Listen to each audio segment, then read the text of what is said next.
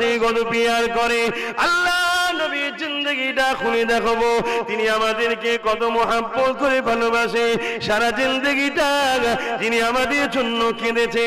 যখন তিনি মেরাজের রজনীতে যান, এই যুবকেরা শুনে রেখে দাও গো, আমার আল্লাহ আমার নবীকে কবুলিয়াতের দোয়া দিয়েছিলেন, অন্য নবীদেরকেও দিয়েছিল। নবীরা চেয়ে নিয়েছিল আমার রাসূলকে। যখন আল্লাহ বলল হাবিব রে, এই কবুলিয়াতের দোয়া আপনাকে দিলাম, যা চাইবেন তাই কবুল হয়ে যাবে। এ আমার আম্মা বোনেরা, বাপ ভাইয়েরা, এই নবীকে প্রেম করো গো, এই নবীকে মহব্বত করো গো। আল্লাহ নবী তখন কি বলেছিল?